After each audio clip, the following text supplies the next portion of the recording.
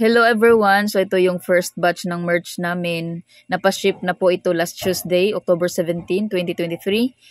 Kung ako yung papipiliin, mas gusto ko talaga yung quality ng gray. Ganito po talaga yung tela natin, oh. Tsaka yung black, mayroon na pong pagpipilian. Either gold yung ipapaprint nyo or itong white. Marami akong realization sa merch na to. Ang hirap pala, hindi pala siya ganun ka-easy. Dapat kasi hindi ka magkamali sa mga sizes, dapat ano ba, ang dami mo talagang babantayan. Hindi siya katulad ng ibang merch ba, for example, mug. So wala nang sizes, so hindi ka na malilito ganun. Ako is siguro first time ko kasi kaya ako nalilito talaga at saka natatakot talaga akong magkamali.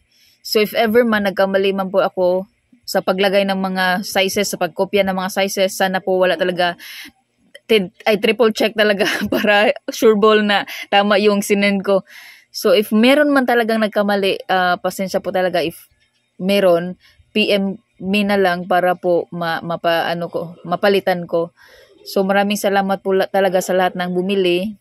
Grabing tulong po ito sa amin, especially sa food ni Hadasa at ni Judah, kasi yan naman po talaga yung number one purpose ko bakit kami nag-merch, para may income talaga, para hindi na ako aalis pa at hanap ng ibang work. So ano po, sa pagbili nyo po is talagang nabuhayan yung loob ko. At saka sa pagbili nyo po is nakakatulong talaga kayo sa amin. Maraming salamat po talaga. Yung greenhouse ko po is medyo konti na lang talaga yung kulang.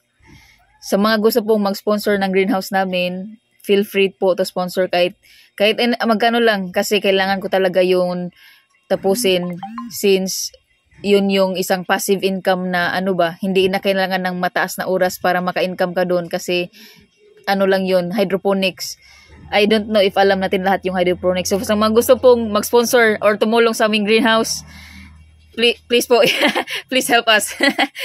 Pero again, gagawin ko naman ninyo ng paraan para matapos talaga, kasi kunting-kunti na lang. And by the way, sa mga gusto pa pong umorder ng merch namin, pasensya po talaga if hindi agad-agad masiship. Last week nga, nag-decide na ako na ihinto na tong merch, kasi hindi ko kontrolado yung time ba kung kailan ko masiship. Ang tagal ganun, kasi nga yung print shop is order pa sa Cebu. So medyo matagal talaga. Naiintindihan ko sila, kaso yun nga, baka kasi nagmamadali kayo, so I decided na stop muna. Buti na lang may nag-comment po yung follower ni Hadasa na talagang sumusubaybay ba na baka may gustong umorder ba na willing naman maghintay. So sa lahat po ng order, hindi ko po talaga mapapromise kung kailan ko masiship. So again, naghihintay din naman po ako kung kailan po matatapos yung print. So sa second batch po, wala pa pong update.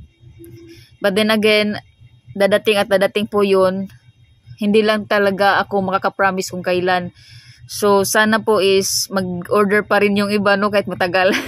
Thank you po. God bless.